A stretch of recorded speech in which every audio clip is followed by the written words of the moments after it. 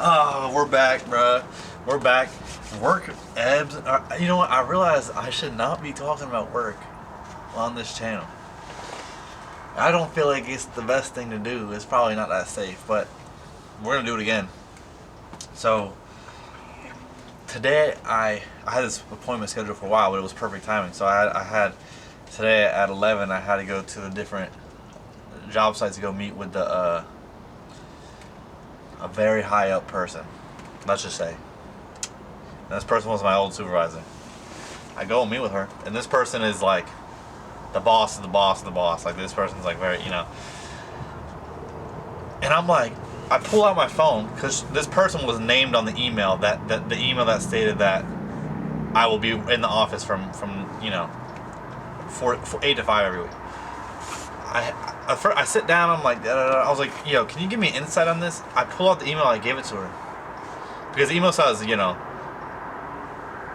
me and this person have decided that you, right, and that person was this person, right, and she looks at it. She says, I did not say any of that. I was like, what? I was like, no, that's what I was like, I knew it. I knew you would never say any of this. I knew you wouldn't take away my work-life balance. I knew you wouldn't do that. She's like, yeah, I didn't say any of this. Ooh, bruh. And I talked to her for like over an hour, and it was a really great conversation. She told me what to do. She's like, well, first of all, this should have been a whole conversation that person had with you. So, and I was like, yo, so I was like, how do I go about this? Because I don't want to go back right now and be like, I want to have a conversation with you guys, because they will know that me and you talked about this.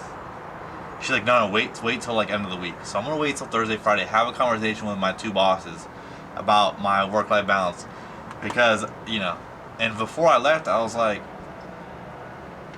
I told the person, I was like, all I need for you to do is get my schedule back. And she said, oh, I got you. She's like, I got you. So I feel like my schedule will be reinstated, because she said even if you go into this meeting and they disagree with you, or they don't give you your schedule back, you can schedule a meeting with me and them, and I will figure this out. I'm being very cryptic, but essentially, my work-life balance was stripped away from me, and it was stripped away for no one knows the reason, and I still haven't had a conversation with that person about it. But in that email, she stated someone else that made the decision with her. And when I go ask that other person, that person's like, I never said that. I didn't even have this conversation with them. They must be mistaken. So that's hype. So I'm getting my shit back. Also, a lot of other stuff happened that I don't want to say, because it's like, bro, if my coworkers found these videos, bro, it would be over. I haven't said anything incriminating. I've kind of just discussed what's happened in a very cryptic way, but I think they would still be mad. So, anyway, so that's pretty hype. That's pretty hype. I wish I could tell you guys more. I really wish. But anyways, yeah, today's the second day of this full 8 to 5. From about 4 to, for the last hour, I was like, so after I come back from this meeting, because I'm at a different site, I come back to my office, drive back. First thing I walk in, the person that sent me the email, my supervisor, she says, oh, how'd it go? And I was like, oh, it went fine. I like the offices over there. That's very nice. Like, it's just nice over there. It's a good time. She's like, oh, okay. So did this person, like, she used the person's name, but she's like, did they tell you any life-changing, like what life-changing, inspiration or advice did she tell you? Like, what world-breaking advice? And I was like, so I like went like this for a while. And I was like, you know what? I don't really have anything. She didn't really, I don't know. Nothing really stuck out.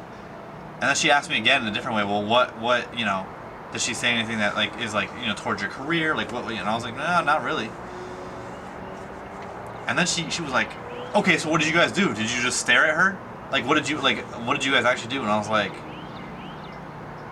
yo, this was a private meeting. Like, what are you doing?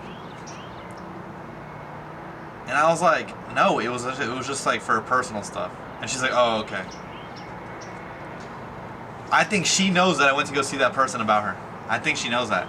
But the fact that she's trying to pry it out of me, I'm slick.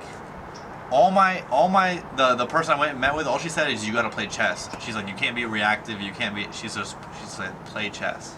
That's what I should have told the supervisor. What life changing advice did she tell me? She said play chess. She said nobody's your friend in the workplace, especially at this job. Play chess. So after that, then I had like a 3-hour long professional development about active listening. And dude, professional development wouldn't be so bad for me if I wasn't a psychology major, and I didn't do a year of my master's in counseling, because this is like bread and butter. This is like the most basic stuff: cultural competency, active listening, compassion, like how to communicate. Like all that stuff is just like, you know, psychology, like stuff you learn in basics of counseling. But so I'm like kind of hyped, and then I'm also hyped for other reasons that I will not say on this to you guys right now. I'll tell you guys later, but I'm hyped for a lot of reasons. Oh, boys and whoever, you guys got me like. I checked this video about the freaking, I forgot the video. Oh, universal basic income, and I had like 7 views, and that doesn't seem like a lot, but dude, that's hype as hell. That's hype as hell, bro. 7? I went from 1 to 2 to 3 to 7. Let's go. And it might be at more now. And I might just be popping off, but this is so simple. It's so simple.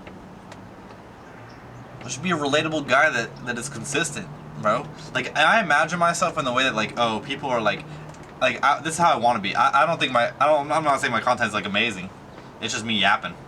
And some people enjoy that, some people don't. But like, I enjoy listening to people yap a lot of times, and I'll just leave it in the background while I'm like cooking or cleaning or at work or playing video games. Like I have something in the background. So my hope is that like I just become someone that people can just like it's not like people watch me to like, you know, gain some insane knowledge or like, you know, get this dopamine hit or whatever. No, people just watch me like it's almost like you're on FaceTime with me, or that it's just like it's a comfortable noise. Like you don't have to be listening to what I'm saying, but me, I'm a good background noise. Like that's kind of what I want.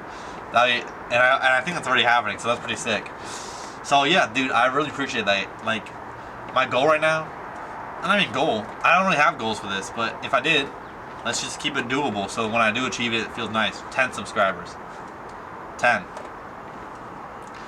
subscribers in a video with 10 views. I have a video with 10 views, but it was like my friends. But I'm talking about like a video with 10 views, just raw, organic from YouTube. Like, I think this month I have like 17 new viewers. So what up? That's freaking sick, dude. Things are happening. Things are always happening. That's what I was trying to say the other day. Is God's always, bro? He's always scheming, bro. Who's the biggest schemer in the whole world? Is it King Von, or is it Jesus or the Lord? I think the Lord's got King Von beat. That's a terrible analogy. Hey, Lord, forgive me. The King Von was not a good person. Like, I don't even know why. I meant more because he was always scheming, bro. Like that guy was like demonic as hell, but. The Lord is scheming in a scheming in a loving way. But yeah, he's always scheming. I'm getting synchronicities left, right, center. I'm getting synchronicities every single day, and even in days like yesterday. Like, I need to show you guys something. I need to show you guys my phone right now. So I have this homework. This is my homework for my. This is like normal homework that I have every week for my therapist. Not like homework, but it's something that she wants me to stay consistent with. So every day, there's this app called Dailyo where you can record your your mood for the day, to show yourself like when you have these terrible days that you're just not like Julian was trying to talk to me yesterday, and she was like, oh, I can't say what we were talking about, but it was just more in the space of like being irritable all the time, and carrying that into your day to day, and that's why like I'm upset at work a lot or whatever. And I was like, Julian, no. If I didn't have this app, I would think that like that, but like let me show you. So I'll show you guys. Let me look at the. So Oh. Oh, man. Can this thing focus, man?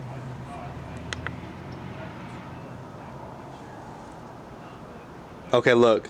So, man, good, man, good, rad, man, good, rad. That's an awful day. Good, rad, good, awful. Like, my ratio is low key insane. It's like my average, my baseline is good, and then recently I've had some mad days, and yesterday was kind of like not awful. But yesterday was pretty bad. Was bad. Yesterday was bad, but on average, like, dude, my ratio is like six good days to one, or 5 good days to one, or you know. So it's like nice to see, cause like when you're in bouts of depression, and you feel that when you're just like, or you're not even like that, you're just like this. I mean, you've seen a couple of videos of me like that. It's like you at times you can convince yourself like this is how I'm always gonna feel. I'm gonna feel like this forever, and I've been depressed for the last week or so, and then you go look at this app, you're like, yo, it's been like 2 days, like chill out. You literally, and then you're like, oh yeah, last Wednesday I did. Oh yeah, last Wednesday when this happened, and like it's good to have this. But sorry, I got my dog scared off that one. But yeah, so that's nice. So I've been having a great. Overall, on average, I have some pretty. I have good times. Or I have a terrible Trump impression.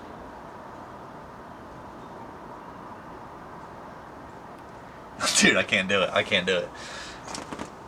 I have some good impressions. Maybe I'll show you guys at some point. I just unlocked Yoda, or like I did just unlock Yoda in the shower the other day. I realized that Yoda is really close to Kermit the Frog. Like Kermit the Frog is like this. Like I always have to make the noise first, like because so I know I'm in the right like spot. Like, hey guys, Kermit the Frog here, like that. But then Yoda's like, oh, what you shall speak? Like I can't. Oh. It's like you have to close your throat a lot, pause for Kermit, but then it's like all I'm saying when I do Yoda is like my throat is like a triangle, like and there's like some rasp, like almost some like gurgle to it. Anyways, and then I have this Joe from Family Guy. Hey Peter. But the thing is, like, you see when I do these, like with certain impressions, I have to like contort my face in some way. Like the only way I can do Joe, and I can only say that one line, is if I do my face like this.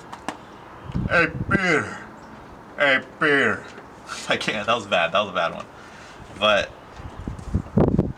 I also did Marge from Simpsons. I just started unlocking stuff. Dude, Willow, you can't. All right, come on. But hey, it's okay. But she always looks like this with her eyebrows.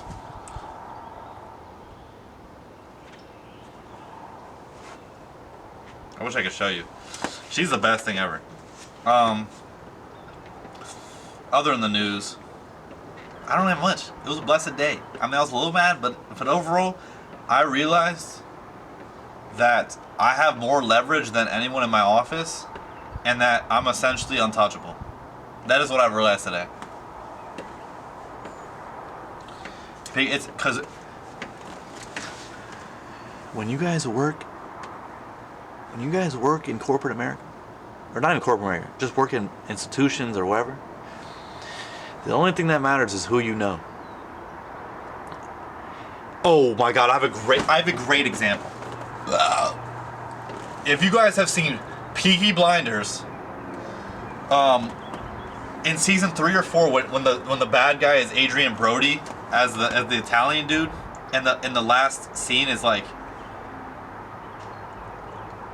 Tommy being like, yeah, we couldn't beat you, so but the Italian dude, his men that were like, you know, his boys that were on his payroll, none of them were blood anymore. They were strictly there for the pay.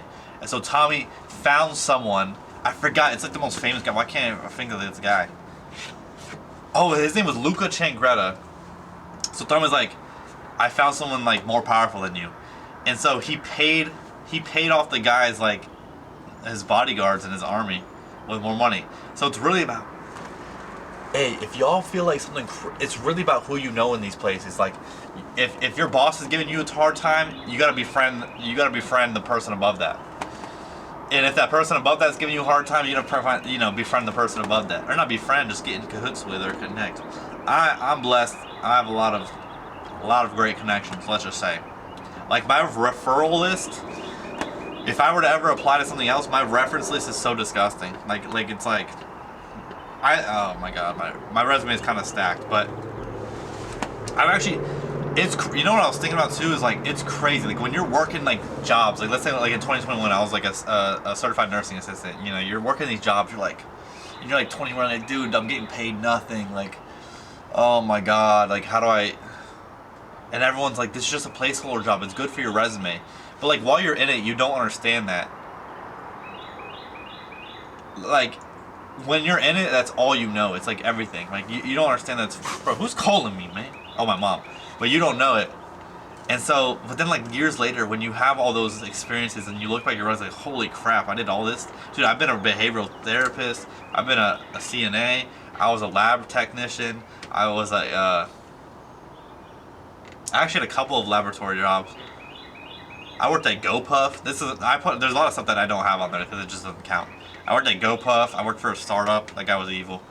But yeah, I've just been here, I've been there, I've been dibbling, dabbling. I'm a massive pivoter. I think my whole generation, we're just about pivoting. We don't care. We have no loyalties to our company because companies have never had loyalty to their workers. We're all expendable, and so we have to treat the company as being expendable as well. So most of my generation, we're here. We learn. We get resume boosted right here for a couple years, here for a couple years, and then these corporations or companies that are owned by older people and like mostly older white dudes. They're like, well, we actually look at your resume and we see that you it's actually not good that you went from here to there to there to there. That's not good. We don't like that. It shows that you're not loyal. Bro, and then all these startups and all these like new age companies and all these humongous like Nvidia and all this shit, like all these tech companies, they're like, bro, show me what you can do and you get to they don't care. Oh yeah, you pivoted here. That's great. Like you got what you could learn from that job and you moved on. Like you didn't get stuck. You're never stagnant. Like it's a good thing, right? Anyways, squad. I'm about to call my mom back because she just called me. I gotta call her back. But yeah, y'all have a blessed rest of your Tuesday. I'll catch you guys on Wednesday. Somewhere on a beautiful Wednesday. Another beautiful Wednesday. So guys, girls, gays, queers, they, them, z's, or any all, everyone and anyone have a beautiful rest of your Tuesday. And I'll catch you guys tomorrow.